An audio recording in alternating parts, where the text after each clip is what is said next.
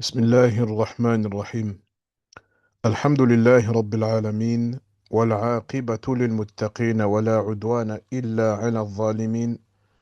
وأشهد أن لا إله إلا الله وحده لا شريك له، وأشهد أن محمدا عبده ورسوله صلى الله عليه وعلى آله وصحبه وسلم. أما بعد، فهذا تصحيح امتحان مختصر الأخضري. Donc on va faire une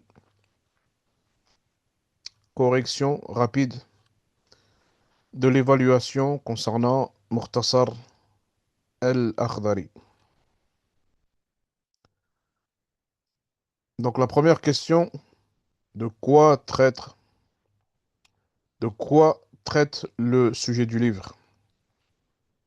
Donc la réponse était effectivement la purification, la prière et la prosternation de distraction. De quelle origine est Abdurrahman al-Akhdari?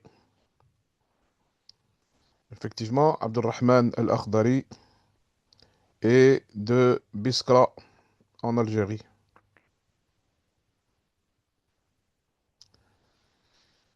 Qui est le Mukallaf? Qui est le Mukallaf? Le Mukallaf est le musulman pubère ayant toute sa raison. Et le Mukallaf, c'est celui à qui les règles de l'islam, et les obligations de l'islam et les interdits d'islam s'appliquent sur lui. Il est responsable. C'est le responsable religieusement. Que veut dire le mot fiqh linguistiquement? Le mot fiqh linguistiquement veut dire la compréhension.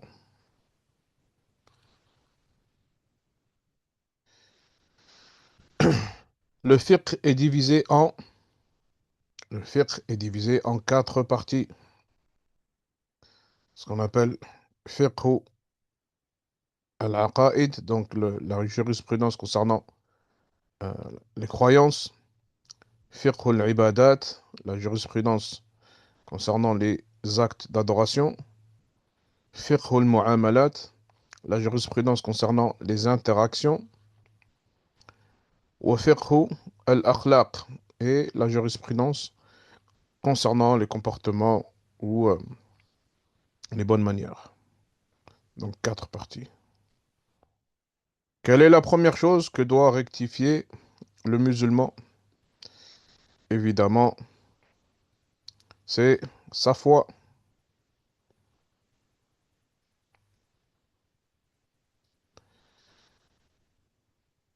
Quelles sont les conditions du repentir? Donc ici, effectivement, كما قال الأخضري: الندم على ما فات والنية ألا يعود إلى ذنب فيما بقي من عمره ويترك المعصية في ساعتها. Donc c'est-à-dire le fait de regretter, d'avoir l'intention de plus recommencer le péché et évidemment stopper le péché immédiatement. Dire j'arrêterai le péché quand Allah me guidera est un signe de mécréance, un signe de malheur, d'abandon divin et de voilement du cœur, ou un signe d'un cœur et d'une piété évidente? La réponse, comme l'a dit Al-Akhdari: ولا يقول حتى يهديني الله فإنه من علامات الشقاء والخذلان وطمس البصيرة. C'est un signe de malheur, d'abandon divin et de voilement du cœur. Que désigne le thème fahsha? Al-fahsha, comme on l'a mentionné, ce sont les grands péchés. Quel est le péché dans lequel le véritable croyant ne tombe pas? La réponse, le mensonge. Conformément au hadith qu'on avait mentionné, où le messager d'Allah sallallahu alayhi wa sallam avait été interrogé concernant le croyant qui fait tel et tel péché, entre autres le vol, la fornication. Et le messager d'Allah a répondu qu'il est possible que le croyant tombe dans la fornication ou le vol. Puis, quand il a été interrogé sur le mensonge, il a dit là, al-mu'min la yakdhib. Donc le croyant ne ment pas. Mentionner ton frère en son absence dans des termes qu'il n'aimerait pas. Qu'est-ce que c'est? C'est de la médisance, de la calomnie ou de la diffamation? La réponse était que c'était de la médisance. Dhikruka akhaka bima yakrah. Al-riba. Donc c'est al-riba, la médisance. Le fait de mentionner ton frère en des termes qu'il n'aimerait pas. Quel est le sort de celui qui est orgueilleux ou qui était orgueilleux et se voyait meilleur et au-dessus des autres? Ça, on l'a mentionné également en mentionnant un hadith. Donc, dans le sens, c'était que cette personne-là qui se voyait plus grand, plus fort, meilleur que les autres, il sera, Yawm al-Qiyamah, réduit à un état insignifiant, vraiment une taille vraiment petite, extrêmement petite, et l'enfer le cernera de toutes parts, et l'humiliation le cernera également de toutes parts, et ils auront comme breuvage le pu des gens de l'enfer, et ils seront dans des prisons de feu. Donc, le sens du hadith. Certains savants ont dit, il a détruit en 1 heure ce que le sorcier détruit en 1 an. Donc, de qui il s'agit ici? Il y en avait mentionné que certains savants ont mentionné cette parole en parlant du calomniateur, celui qui colporte la médisance. Yufsidu an-nammam fi sa'atin ma yufsiduhu as-sahir fi sanatin wahida. Donc, le calomniateur, il détruit en 1 heure ce que le sorcier détruit en 1 année.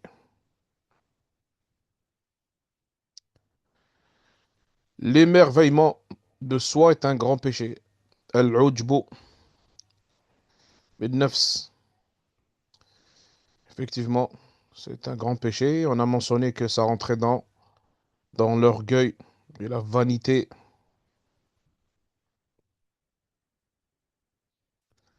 Faire de bonnes actions dans le but d'être vu. Qu'est-ce que c'est? De la suffisance, c'est-à-dire de l'émerveillement de soi, de l'ostentation ou de la mécréance pure. Donc ici, la réponse, c'était de l'ostentation, c'est-à-dire ce qui rentre dans le shirk al-asghar, le polythéisme mineur. Le messager d'Allah, sallallahu alayhi wa sallam, a dit: ce que je crains le plus pour vous est la fornication, le vol, la jalousie ou le polythéisme mineur. Donc la réponse, effectivement, était le polythéisme mineur. Innama akhwaf ma akhafu alaykum ash-shirk al-asghar. Ce que je crains le plus pour vous est le shirk al-asghar. Ce que je crains le plus pour vous est le polythéisme mineur. Le messager d'Allah, sallallahu alayhi wa sallam, a comparé la bonne et la mauvaise compagnie aux vendeurs de parfums et aux forgerons, aux poètes et aux grossiers, aux nobles et le débauché. La réponse était Ba'i' ou Hamil al-Misk ou Nafikh al-Kir. Effectivement, donc c'était, il a comparé le Nabi sallallahu alayhi wa sallam, la bonne compagnie, aux vendeurs, à la bonne compagnie et à la mauvaise compagnie, aux vendeurs de parfums ou celui qui porte le parfum et aux forgerons.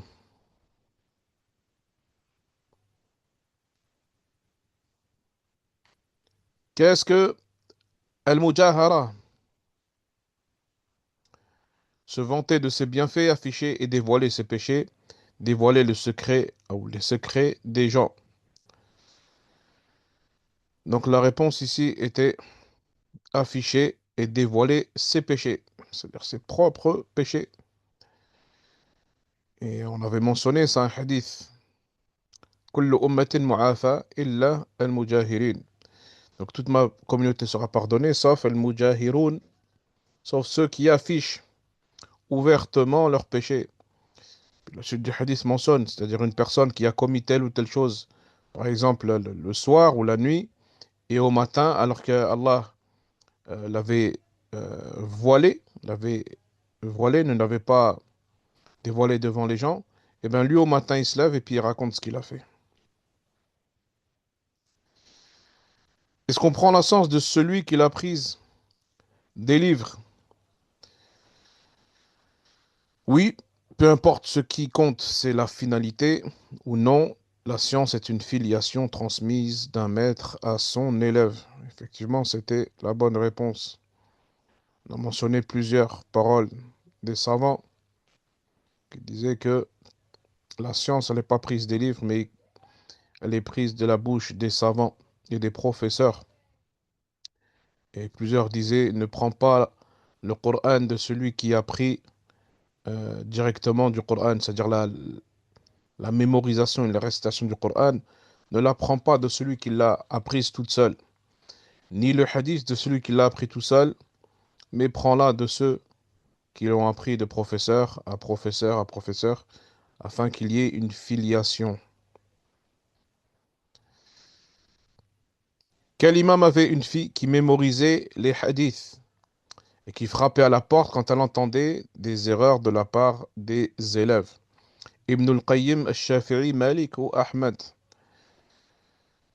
La parole c'était l'imam Malik. Donc sa fille, elle avait mémorisé Al-Muwatta et quand des étudiants en sciences venaient se rendre chez Malik et réciter sur lui le hadith, elle était derrière la porte et elle frappait à la porte quand elle entendait des erreurs concernant le hadith. On prend la science des savants qui suivent la voie prophétique, orientent vers le bien, mettent en garde contre le faux, ont une renommée, qui sont agréés de tous et s'adaptent aux besoins des gens. Peu importe, un savant est un savant. Donc la réponse, effectivement, était ceux qui suivent la voie prophétique orientent vers le bien et mettent en garde contre le faux. كما قال الأخضري ويسأل العلماء ويقتدي بالمتبعين لسنة محمد صلى الله عليه وسلم الذين يدلون على طاعة الله ويحذرون من اتباع الشيطان. Puis, qui est le mouflis, donc le dépouillé, celui qui n'a ni bien ni argent, celui qui ne possède aucune science à transmettre, celui qui sera présenté devant Allah sans aucune bonne action. Effectivement, celui qui sera présenté devant Allah sans aucune bonne action. Et ceci est pris d'un hadith.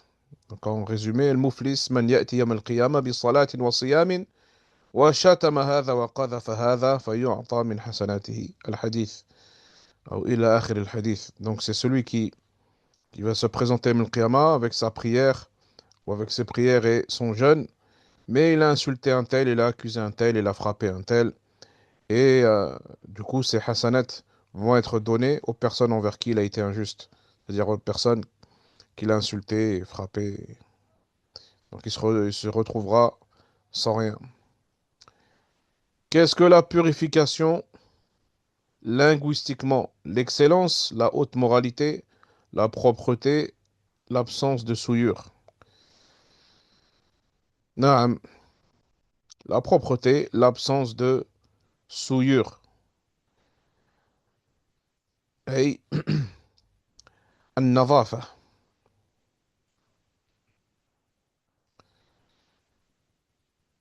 La purification, dans son sens religieux, se divise en, en deux ou en trois. La réponse était qu'elle se divise en deux. Taharatu hadath wa taharatu khabath. Donc taharatu, la purification de l'état du hadath, qui est un état, et la purification du khabath, donc la purification des, des corps impurs, des substances impures telles que l'urine, les selles, le sang des menstrues, D'autres ont mentionné aussi le vomi, avec une description bien précise. La purification du hadath est de deux sortes, trois sortes ou quatre sortes. La réponse était trois sortes. El-wudu, donc les ablutions. El-ghusl, le bain rituel ou les grandes ablutions. Et el-tayammum, donc la purification de substitution par la terre pure.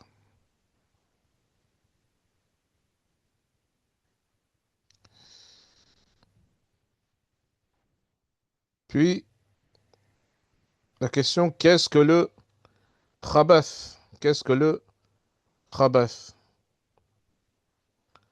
Ce qui est grand, ce qui est laid ou toute substance répugnante, sang, urine, sel, vomi. Donc, comme on l'a dit tout à l'heure, toute substance répugnante, sang, urine, sel, vomi. La purification du khabath nécessite l'intention. Oui, non, pas forcément. La réponse était non.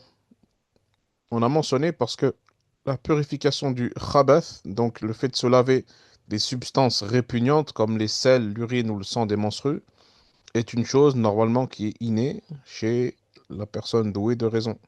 Ce n'est pas une adoration. Combien y a-t-il de types d'eau? Deux, trois ou quatre? Les types d'eau sont de trois. Alma tahir, donc une eau pure. Puis alma tahir wa mutahhir, donc une eau pure et purifiante. Et on dit aussi en un seul mot, on dit tahour, alma tahour, donc qui est pure et purifiante. Et la troisième, alma najis, l'eau souillée, l'eau impure.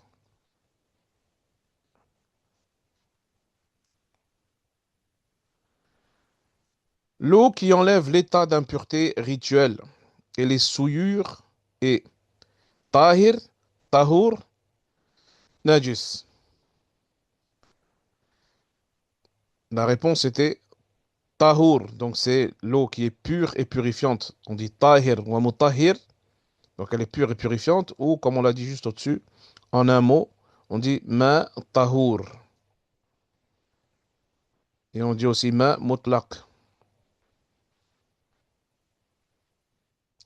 A-t-on le droit de faire les ablutions avec l'eau de mer?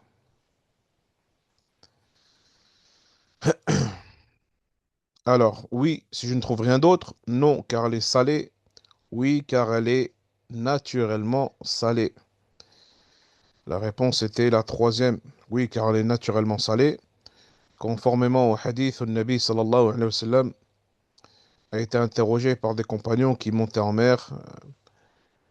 نحن نركب البحر ونحمل معنا القليل من الماء. On monte en mer et on transporte avec nous une petite quantité d'eau. Et donc euh, إذا توضأنا, si on fait les ablutions avec, on aura plus d'eau pour boire. Puis l'on demandait أنتوضأ بماء البحر, est-ce qu'on fait les ablutions avec l'eau de la mer? Et Nabi sallallahu alayhi wa sallam a répondu effectivement al-ma'u tahour, donc là l'eau de mer est pure et purifiante, et les animaux issus de la mer, même morts, vous sont licites à la consommation. On avait cité le hadith. Une petite goutte d'urine tombe dans un récipient d'eau. Cette eau est impure de par l'urine qui y est mélangée. Elle est pure si ni sa couleur, ni son goût et son odeur n'ont été altérés par l'urine, ou alors elle est douteuse, et de préférence, je m'y écarte. Donc la réponse était, elle est pure à partir du moment où, c'est-à-dire sous condition, si ni sa couleur, ni son goût, ni son odeur n'a été altéré par cette impureté-là. Et on avait mentionné plusieurs hadiths. Innal ma'a la yunajjisuhu shay'un. Donc l'eau, rien ne peut la souiller. Et puis dans la fin du hadith, il te dit illa ma ghalaba ala rihihi wa ta'mihi aw lawnihi bi najasatin tahduthu fihi. Sauf si donc cette impureté-là a pris le dessus et a transformé et altéré son goût ou son odeur ou sa couleur. Si l'une de ces trois caractéristiques n'a pas changé l'eau, alors cette eau-là, elle reste pure. Puis on avait cité un autre hadith, إذا كان الماء أو إذا بلغ الماء قلتين لم يحمل الخبث. وفي لفظ لم ينجس. Donc on avait mentionné, si l'eau a atteint deux qullas, peut-être à peu près 300 litres, rien ne saurait la souiller, sauf si l'une des trois caractéristiques a changé, donc son goût, son odeur et sa couleur. J'ai un doute sur le fait d'avoir été touché par une souillure. Selon le madhab, qu'est-ce que je dois faire? Je lave tout le vêtement? Je lave juste l'endroit soupçonné? Ou alors j'asperge seulement? Alors, effectivement, Al-Akhdari, il a mentionné.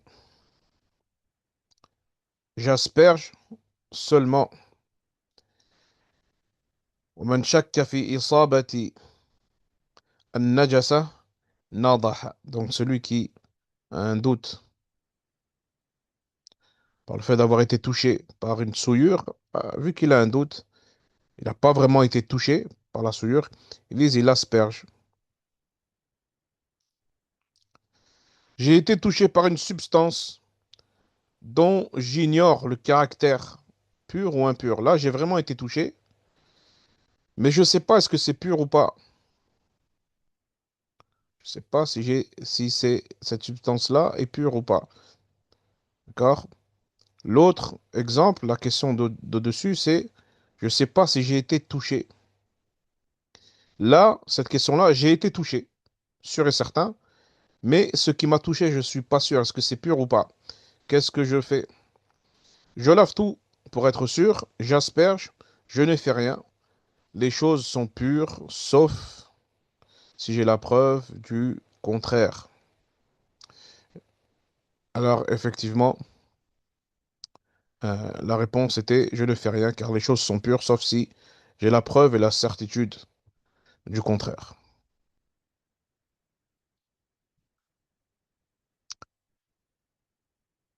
Que veut dire le terme wudu linguistiquement? Se laver, la propreté, la beauté et la splendeur. الوضوء لغة من الوضاء أي النظافة والحسن والبهاء. Donc, al-wudu, lughatan dans son sens linguistique, effectivement, c'est la propreté, la beauté et la splendeur. Par contre, qu'est-ce que al-wudu?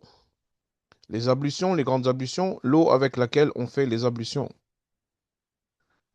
La réponse était l'eau avec laquelle on fait les ablutions.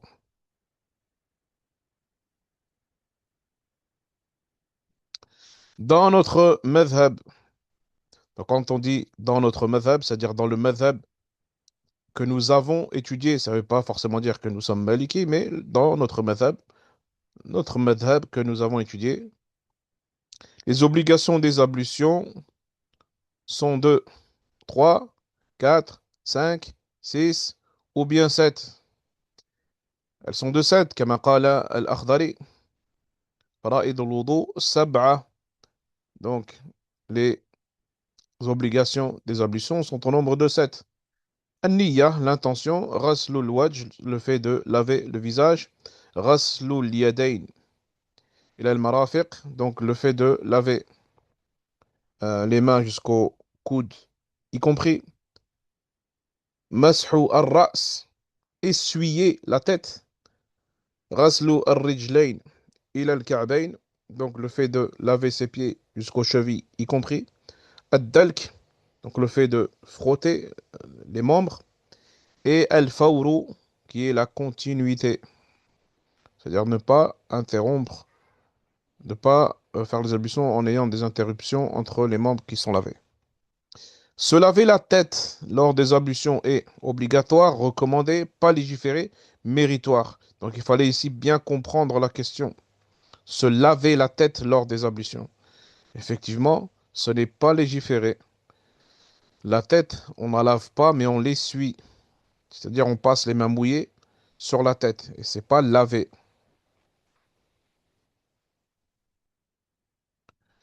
Dans notre madhab, suivre l'ordre des membres obligatoire, c'est-à-dire qu'ils doivent être obligatoirement lavés, et obligatoire, sans ordre, mes ablutions sont nulles. Recommandé, c'est-à-dire sunna, à ne pas délaisser, mais les ablutions demeurent tout de même valides. Ou bien méritoire, je peux faire un peu comme je veux. La réponse était que c'est une sunna.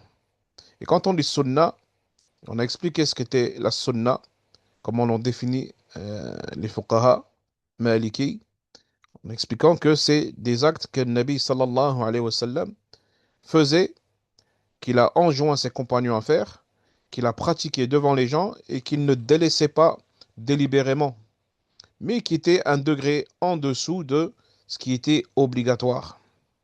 C'est-à-dire que si j'ai manqué l'ordre pendant les ablutions, mes ablutions demeurent valides. Cependant, la récompense est moindre parce que je n'aurais pas suivi l'ordre.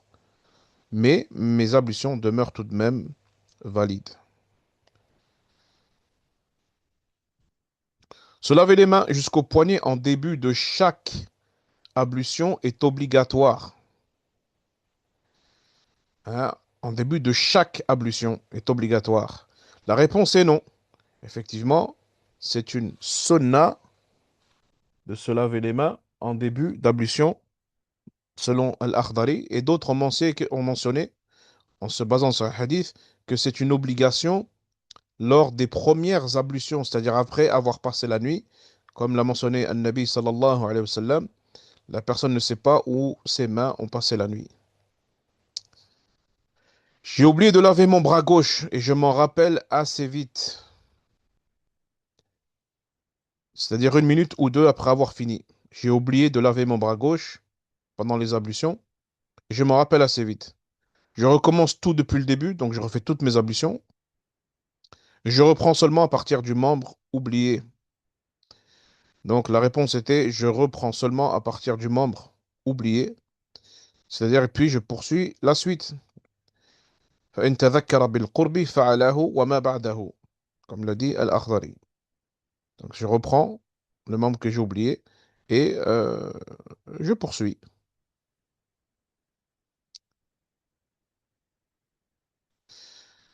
Et là, par contre, il dit, j'ai oublié de laver mon bras gauche et je m'en suis rappelé une heure après. C'est-à-dire, il y a un laps de temps assez important qui s'est écoulé.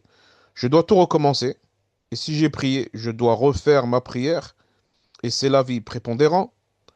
Je lave juste le membre et je recommence la prière. Je ne fais rien car je n'ai pas fait exprès. Donc lui, Al-Akhdari, c'est pas ce qu'il a mentionné, mais nous on a mentionné, on a dit que doit tout recommencer et je dois refaire la prière. Et c'est l'avis prépondérant. Pour quelle raison? Parce que le fait de refaire comme l'a mentionné Al-Akhdari, c'est-à-dire, ben, il y a un long laps de temps qui est passé, qui s'est écoulé, et je lave juste le membre que j'ai oublié seulement, et si j'ai prié, je refais la prière, lui il dit que ça suffit. Mais en réalité, non, ça ne suffit pas, parce qu'il manque une obligation qui est la continuité. Et là, vu qu'il y a eu une interruption de 1 heure, la continuité a été rompue. Donc ici, je dois refaire mes ablutions depuis le début. Et si j'ai pris avec ces ablutions qui n'étaient pas complètes, je dois refaire la prière. Passer mes doigts à l'intérieur de ma barbe lors des ablutions est obligatoire si ma barbe est légère, obligatoire que ma barbe soit épaisse ou non, pas du tout légiféré. La réponse était obligatoire si ma barbe est légère. Hein, يجب تحليل اللحية الخفيفة في الوضوء دون الكثيفة. Donc, Al-Akhdari il dit que passer les mains ou les doigts dans la barbe est une obligation lors des ablutions si elle est légère, si elle n'est pas touffue ou fournie, ou très fournie. Qu'est-ce que le madhiou ou le madhi? L'urine, le liquide prostatique, le liquide prééjaculatoire ou le sperme? Donc la réponse était le liquide prééjaculatoire ou le liquide séminal. Le madhi est pur, impur et nécessite les grandes ablutions, ou alors impur, on lave le sexe et on refait les ablutions. La réponse était, il est impur, on lave le sexe et on refait les ablutions, comme il était mentionné dans le hadith de Ali ibn Abi Talib, Kuntu rajulan madda'an. Donc il a dit, j'étais un homme qui sécrétait beaucoup de madhi. Et il dit dans le hadith, Kuntu astahi, il dit, j'avais honte de par la place que qu'occupait son épouse, c'est-à-dire son épouse était la fille de Nabi sallallahu alayhi wa sallam. فأمرت المقداد, il dit, j'ai demandé à Al-Miqdad d'aller voir Nabi sallallahu alayhi wa sallam et de lui poser la question. Et Nabi, il a dit, يغسل ذكره ثم يتوضأ. Donc il lave son sexe et qu'il refasse les ablutions. Et on avait mentionné dans le cours que le vêtement, s'il a été touché, on l'asperge. Parce que son impureté n'est pas aussi lourde que l'urine. Mais il reste tout de même impur. Le sommeil demande par la suite les ablutions. Évidemment, oui, après un sommeil lourd ou non. La réponse était oui, après un sommeil lourd. Et le sommeil lourd, on l'a défini, comme l'ont mentionné les ulama, c'est le sommeil par lequel n'es pas conscient de ce qui se passe autour de toi. Et on a mentionné quelques signes également. Le fait d'avoir de la bave qui coule, ou même d'avoir un objet dans la main et que cet objet-là tombe de la main et sans qu'on puisse s'en rendre compte, parmi les signes qu'on avait mentionnés. Embrasser son conjoint selon l'avis prépondérant annule les ablutions de manière catégorique, n'annule en aucun cas les ablutions, annule les ablutions si c'est avec intention de désir, annule les ablutions que si le madhi a été sécrété. Alors effectivement, ici en réalité, c'est la réponse qu'il annule les ablutions seulement si le madhi a été sécrété. Le madhi, donc le liquide qui sort lors d'un moment d'excitation. Et vu qu'il est impur, il annule les ablutions.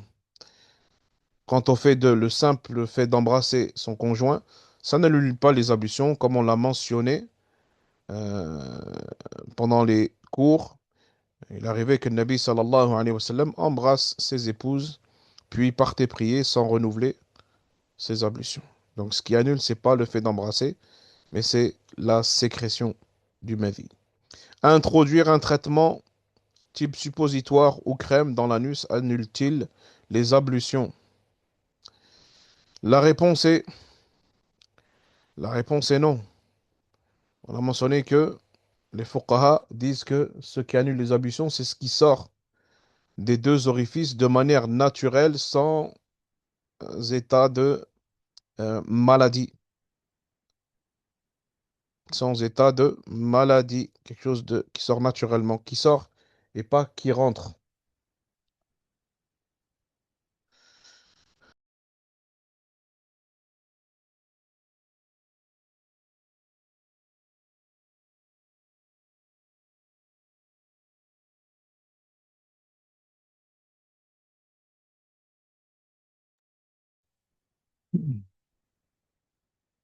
Avoir des vers qui sortent de l'anus, par exemple par maladie, annule les ablutions.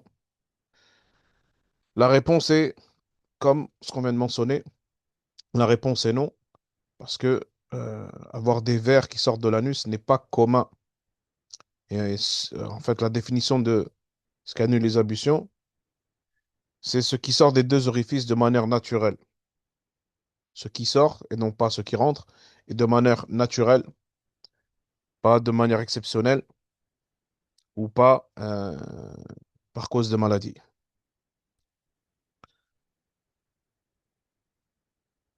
Ceux qui exigent les grandes ablutions sont au nombre de 2, 3 ou 4. La réponse était 3, comme l'a mentionné l'Akhdari. Al-Janaba, donc le fait d'être en état d'impureté majeure, donc soit suite à un rapport intime, euh, c'est-à-dire la pénétration, qu'il y ait éjaculation ou pas. À partir du moment où il y a une pénétration, les grandes ablutions sont obligatoires. Et on rentre aussi dans le janaba, l'éjaculation, c'est-à-dire même sans avoir eu de pénétration. Et pour une personne, ou une éjaculation naturelle, pas par maladie. Puis on a mentionné al-hayd, donc après avoir fini une période de menstru, et an-nifas, les lochis, après ce qu'on appelle le retour de couche. Les femmes doivent se purifier et faire les grandes ablutions. Donc, ce sont ces trois-là. Certains ont regroupé al-hayd ou al-nifas, donc les menstrues et les lochis, en une seule catégorie. Et la troisième est l'apostasie, celui qui a apostasié et qui re-rentre en islam après avoir apostasié.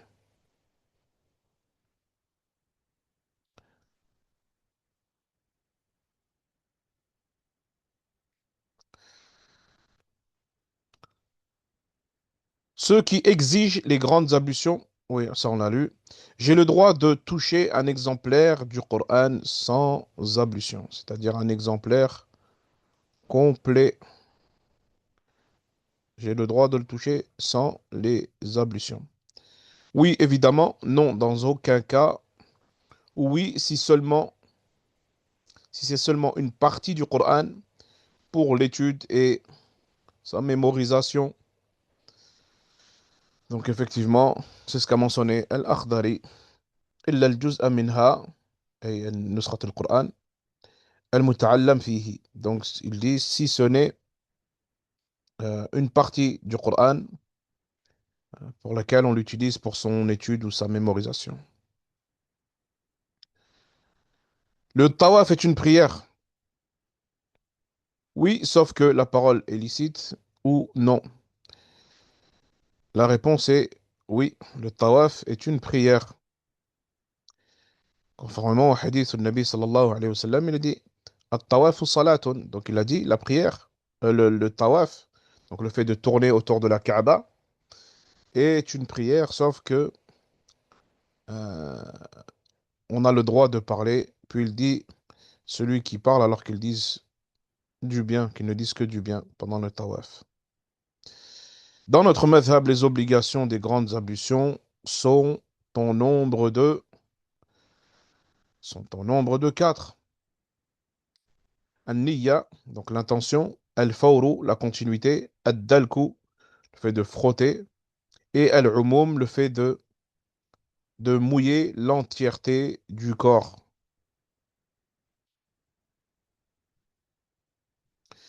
Al-Akhdari a dit, le voyageur peut faire le tayammum si son voyage n'est pas vers une désobéissance. Lui, c'est la condition qu'il a émise.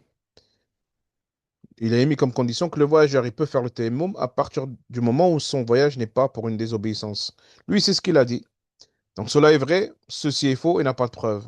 On a mentionné que, en réalité, le tayammum, c'est pour celui qui est en voyage, il a le droit de faire le tayammum. Et peu importe si son voyage est fait faire une désobéissance ou pas, il n'y a pas de texte lui interdisant. Le dhuhr est à 13 heures et le asr à 16 heures.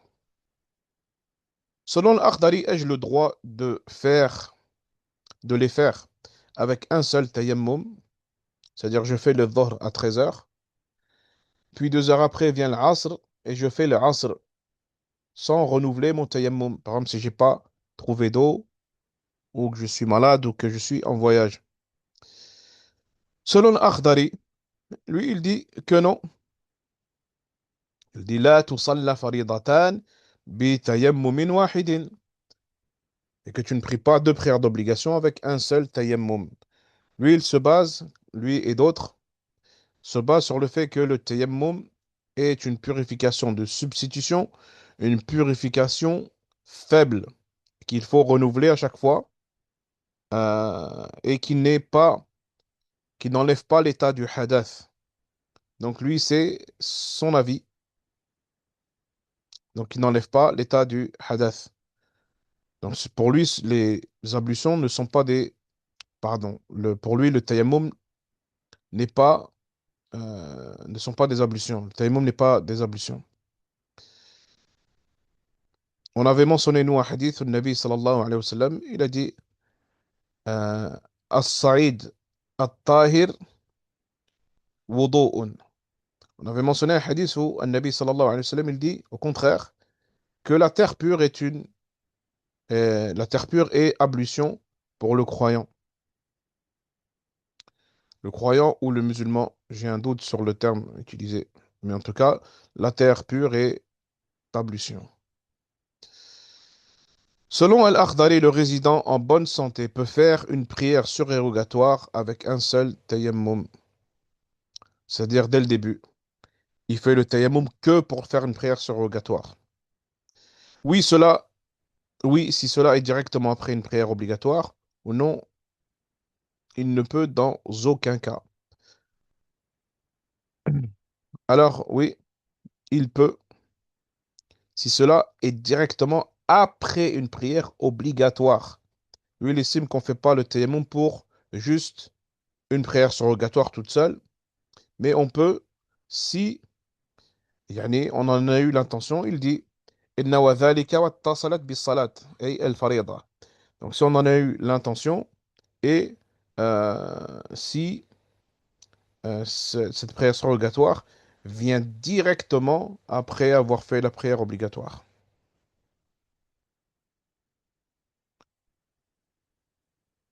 Peut-on faire le tayammum avec de la brique cuite? Ici, non.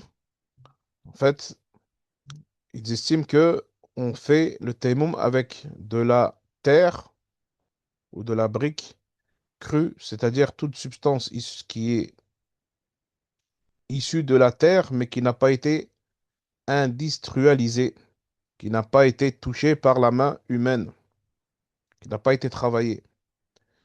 Peut-on faire le tayammum avec de la natte, el-hasir, la natte? La réponse est non. On ne fait pas le tayammum avec de la natte. Les obligations du tayammum sont de 3, 4, 7 ou 8. La réponse était 8. An-Niyya, l'intention. As-Sa'id at-Tahir, donc la terre pure. Mash al-Wajh, le fait de d'essuyer le visage. Mashu al-Yadayn, essuyer les deux mains. Darbatul Ula, Darbatul Ard al-Ula, le fait de frapper la terre une fois. Al-Fawr, la continuité. Dukhul al-Waqt, l'entrée de l'heure de la prière. Wattisaluhu bis-salah, et que ça soit directement pour prier derrière. C'est-à-dire que ça soit directement lié à la prière et pas 20 minutes plus tard. C'est-à-dire on ne fait pas le tayammum 20 minutes avant de faire la prière. Donc 8. Les annulatifs du tayammum sont comme les annulatifs des ablutions. La réponse est oui. C'est-à-dire que si j'ai eu un gaz ou si j'ai fait mes besoins, par exemple, ou si j'ai eu un rapport, ou si j'ai sécrété du mavi, mes ablutions ou mon tayammum a été rompu. Et si on veut avoir apporté une précision, ce qui annule le tayammum également est le fait d'avoir trouvé de l'eau. Pour celui qui n'est pas malade et qui peut utiliser de l'eau, à partir du moment où il trouve de l'eau, alors maintenant il doit faire le tayammum. Les femmes concernant les menstrues sont de deux catégories ou trois catégories. Alors dans le madhab, ils considèrent que la femme est dans nombre de trois concernant les menstrues. On a la débutante, puis on a euh, celle qui est habituée, al-mu'tada, et on considère qu'elle est habituée à partir du moment où elle a eu ses premières menstrues. Et la troisième catégorie, ils considèrent que le sang qui peut émaner de la femme enceinte est donc considéré comme étant des menstrues. Le sang qui s'écoule de la femme est forcément impur. Oui, il est impur de toute évidence, ou non, pas forcément. Alors effectivement, non, pas forcément. Elle peut être touchée par ce qu'on appelle dam al-istihada, donc les métrorragies. Donc c'est une hémorragie, c'est une veine dans l'utérus qui saigne. Et ce sang-là, c'est du sang malade, mais il n'est pas impur. Et contrairement avec ce qui se passe, ce qui vient dans la question suivante, donc le sang de la métrorragie, c'est un sang qui est rouge vif, qui est rouge vif et qui est très liquide et il n'a pas, il a l'odeur du sang en fait, il a l'odeur naturelle du sang et il est rouge vif et il n'est pas, généralement, il n'est pas accompagné de douleurs soit au bas du ventre ou des douleurs lombaires. Le sang noir, très odorant, souvent accompagné de douleurs est signe de métrorragie ou de menstrues. Effectivement, ce sang-là est le sang des menstrues. Donc c'est un sang qui est noir. Il est très très foncé, il n'est pas rouge vif, il est noir. Il est souvent, il a une odeur repoussante. On va même mentionner que il est beaucoup plus épais. Des fois même, il y a des morceaux qui sont presque comme des morceaux. Et il est souvent accompagné par des douleurs, soit au bas du ventre, soit par des douleurs lombaires. C'est pas tout le temps, mais souvent c'est le cas, notamment dans les premiers jours, selon ce que rapportent les femmes. Est-il possible à une femme d'avoir ses menstrues plus de 20 jours? La réponse est non. Euh, la durée maximum, en réalité, c'est de 15 jours. Une femme ne peut pas être impure plus de la moitié d'un mois. Ce n'est pas possible. Donc, c'est 15 jours. Et on a mentionné que l'Akhdari, il a mentionné que pour la femme enceinte, ça peut être de 20 jours. Mais certains ont mentionné que non, ça reste toujours 15 jours et pas 20. Bon, lui, il a mentionné 20, c'est une durance qu'il y a pour la femme qui est enceinte et qui a dépassé un certain nombre de mois. Mais sinon, c'est 15 jours. C'est 15 jours. Et si c'est au-delà, ça dépasse les 15 jours, euh, il y aura effectivement calcul à faire et il y aura du sang qui ne sera pas du sang des menstrues, mais plutôt du sang malade des métrorragies. Après mes menstrues, je dois faire les grandes ablutions et rattraper mes prières. Oui, non, c'est recommandé, mais pas obligatoire. Là, il fallait bien comprendre la question. Non, c'est-à-dire que oui, je dois me laver, mais en aucun cas, je dois rattraper mes prières.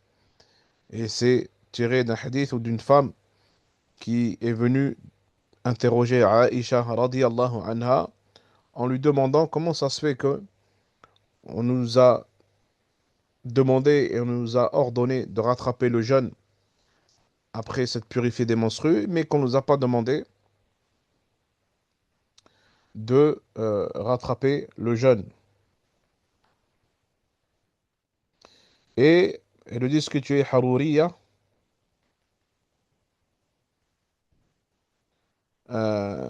C'était Harouriya.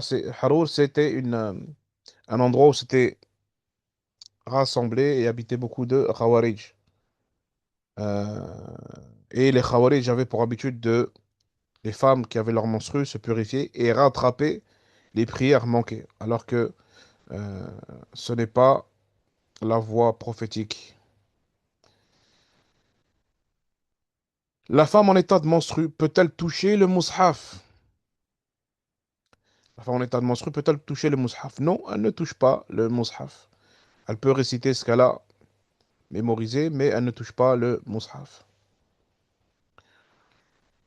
Les temps de prière sont de deux ou trois. Les temps de prière légiférés sont de deux. Al-waqt al-mukhtar wa waqt al-daruri. Donc le temps de choix ou le temps préférentiel et le temps de nécessité, c'est-à-dire le temps de contrainte, le temps où j'ai pas, j'ai été, j'étais en difficulté, je n'ai pas pu faire la prière dans son heure. Alors j'ai la deuxième heure qu'on appelle ad-daruri. Et seulement ce temps-là, la daruri, c'est vraiment en cas de nécessité parce que j'ai pas pu faire autrement. Ce n'est pas un temps de choix. Ce n'est pas le choix préférentiel. Donc là, le premier temps, c'est le temps de choix. Donc je dois faire la prière dans ce laps de temps-là. Et surtout en été, le temps il est large. Et en aucun cas, je fais ma prière par choix dans le waqt al-daruri. Donc le waqt al-daruri, cette deuxième heure, c'est que si je n'ai pas pu faire autrement. Et non pas par choix. Quelle est la première prière rendue obligatoire? Al-Fajr, al-Dhuhr, al-Asr, al-Maghrib ou al-Isha? La réponse était al-Dhuhr. C'est pour ça qu'elle s'appelle al-Dhuhr. Et أول الصلاة الظاهرات في l'islam. Donc c'est la première prière d'obligation qui nous a été transmise, comme dans le hadith qu'on a mentionné, où Jibril est venu sur 2 jours d'affilée afin d'enseigner au prophète alayhi salatu wassalam les temps de prière. Donc il a commencé par salat al-Dhuhr. Le Fajr et le Maghrib ont un temps restreint. Non, au contraire, ou oui. La réponse est oui. Le Fajr, donc c'est pas, par exemple, comme comme le Dhuhr. C'est-à-dire que on a à partir du Dhuhr jusqu'au Asr pour faire le Dhuhr. Non. Ici, on n'a pas du Fajr jusqu'au Dhuhr. À partir du moment où c'est l'heure du Fajr, je dois la faire euh, jusqu'à ce que le jour se lève. La date, le temps limite, c'est le lever du jour. Donc, il n'y a pas énormément de temps. On n'attend pas jusqu'au Dhuhr pour faire le Fajr. On n'attend pas. C'est-à-dire, c'est pas un choix, on attend. On n'attend pas. Celui qui a oublié ou qui dormait, qui s'est pas levé, c'est autre chose. Et le Maghrib également, Al-Akhdari, il a mentionné que le temps du Maghrib était très très très restreint. Et il a dit que c'était le temps de rassembler toutes les conditions de la prière et de prier, c'est-à-dire trouver un vêtement pur qui n'est pas souillé, un endroit propre, trouver la qibla et faire les ablutions et prier. Donc c'est un temps restreint. Selon ce qu'a mentionné Al-Akhdari. D'autres mentionnés ont dit que non, c'est un deuxième avis, que c'est son temps, son waqt, Al-Mukhtar, il est jusqu'à l'entrée du Isha. Quant à lui, Al-Akhdari, non, il a dit c'est vraiment très très très très très récent.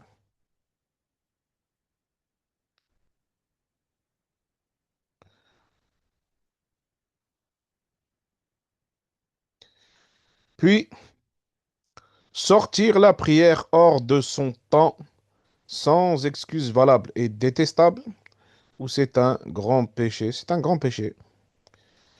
Ce n'est pas juste détestable, macro, c'est un grand péché. Personne ne sort la prière de son temps sans excuse valable. La prière d'un homme, les épaules découvertes, est détestable, mais reste valide. Ou la prière est nulle. La réponse est que c'est détestable. La prière reste valide, mais ceci est détestable et la récompense est amoindrie. Le Nabi sallallahu alayhi wa sallam, en réalité, il a interdit dans le hadith qu'un homme prie dans un seul vêtement sans qu'il y ait quelque chose qui couvre ses épaules. Les ulama ont mentionné que cette interdiction-là, lil karaha, c'est-à-dire euh,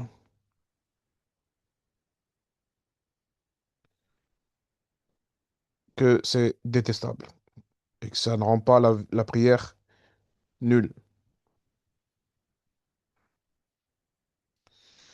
Prier en chaussettes pour les femmes est obligatoire, oui ou non? La réponse est non, ce n'est pas obligatoire. Ce qui est obligatoire, c'est d'avoir les pieds totalement couverts. C'est que les pieds soient couverts. L'obligation, c'est pas les chaussettes. C'est-à-dire qu'une femme peut prier avec un djilbab ou une jupe ou une robe ou une aba'a, un vêtement qui s'arrête au-dessus de ses chevilles et qui porterait des chaussettes, mais dont les pieds seraient apparents. C'est-à-dire, on voit ses pieds, bien évidemment, avec les chaussettes, mais ses pieds sont apparents.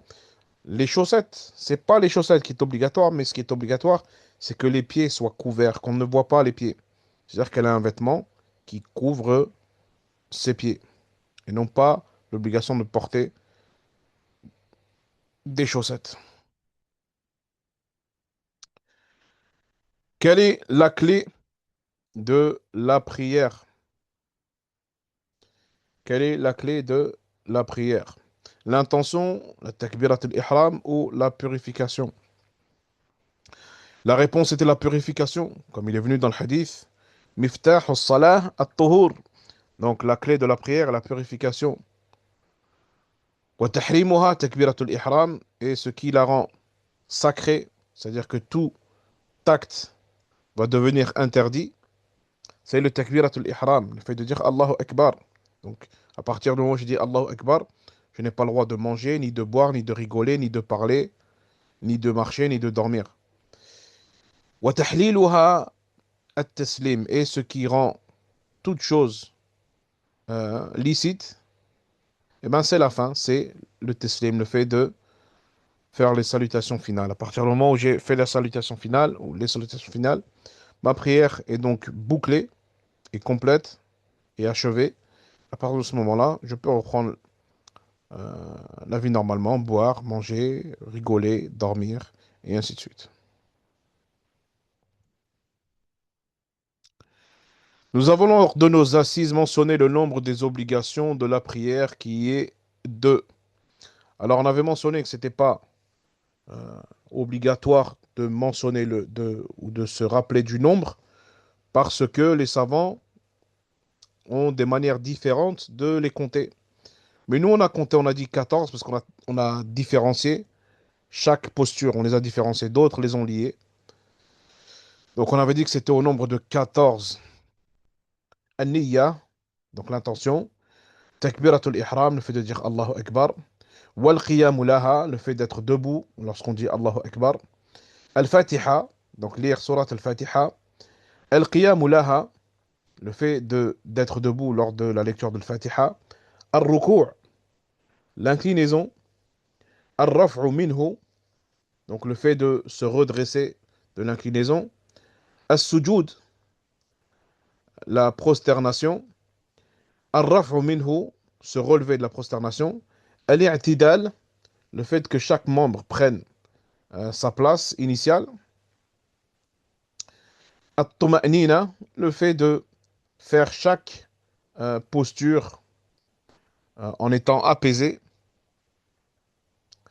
At-tartib bayn al-fara'id, le fait de respecter l'ordre de ces obligations-là. As-salam, donc le teslim, le salut final. Et al-julus alladhi yuqarinuhu, et le fait d'être assis lorsqu'on dit le salam. Donc ici, quand on les détache tous, ça fait 14. Certains ont compté 10 parce qu'ils ont assemblé entre, par exemple, takbiratul ihram wal qiyam laha, c'est-à-dire le fait de dire Allahu Akbar tout en étant debout. Pour eux, ils comptent comme une obligation. Al-Fatihatu wal qiyamu laha, donc le fait de dire Al-Fatiha, de réciter surat Al-Fatiha tout en étant debout. Ils l'ont compté aussi comme une. Al-Ruku' wal raf'u minhu, donc le fait de s'incliner et de se relever d'inclinaison. Donc ils l'ont compté comme une. en disant par exemple, euh, il n'y a pas le fait de se relever de recours n'a pas lieu s'il n'y a pas eu de recours, s'il n'y a pas eu d'inclinaison. Donc c'est pour ça qu'ils l'ont mis en une fois. As-sujud wal-raf'u minhu. Et pareil pour la prosternation et le fait de se relever de la prosternation. Dans notre madhab, qui dit Sami'a Allahu liman hamida.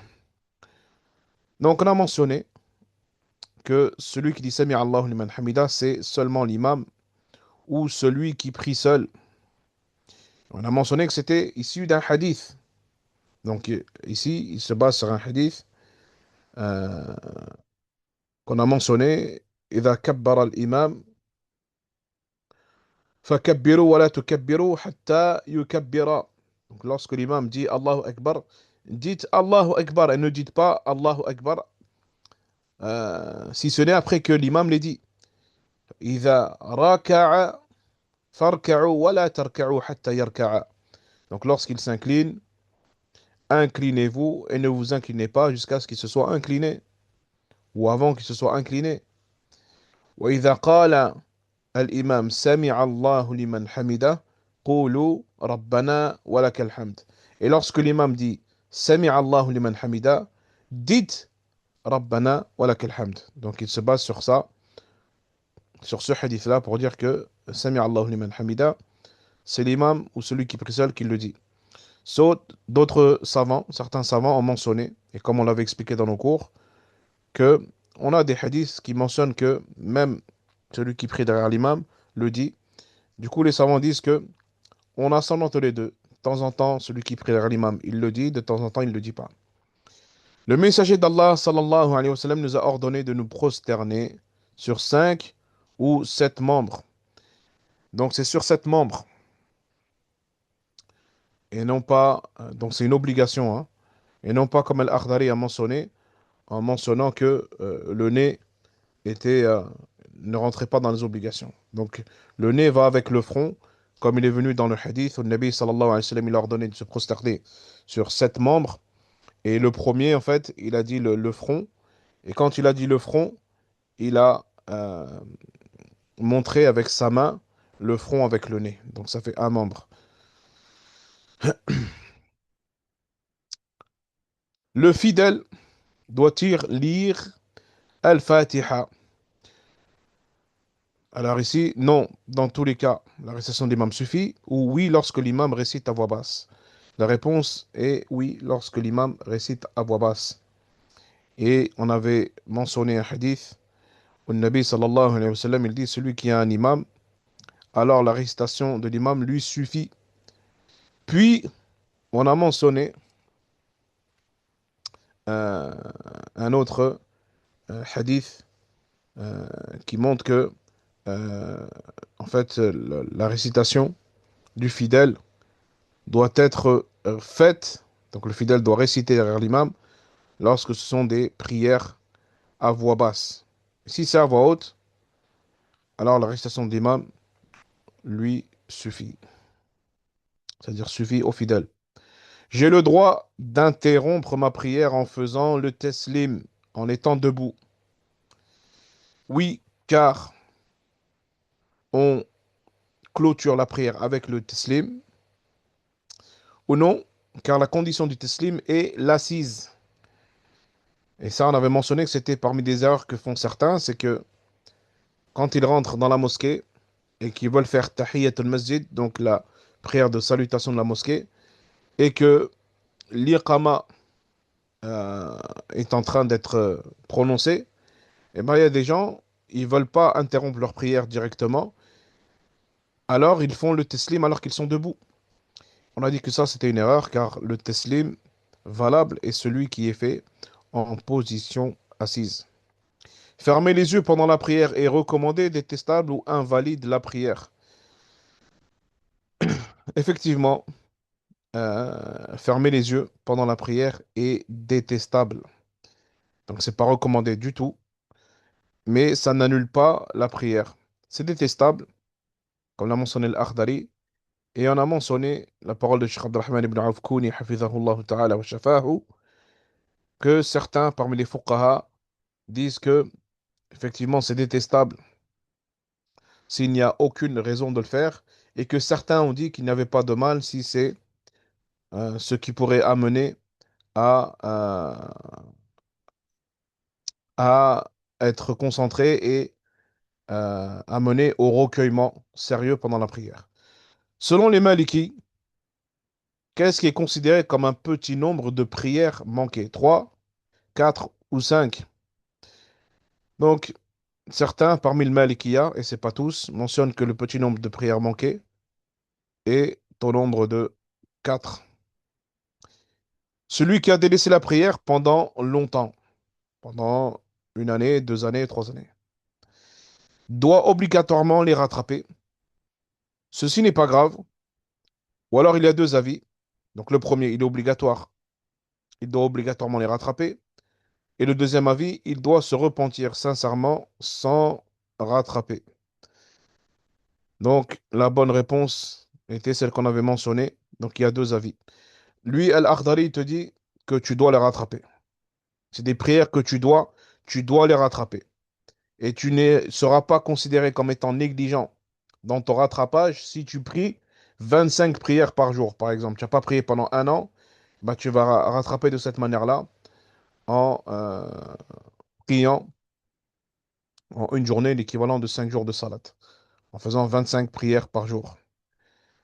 Donc c'est ce que Al-Akhdari a mentionné. Puis on a mentionné un autre avis qui dit que bah, celui qui n'a pas prié pendant 2 3 ans, il n'a pas à les rattraper, parce que de toute façon, il ne serait pas accepté.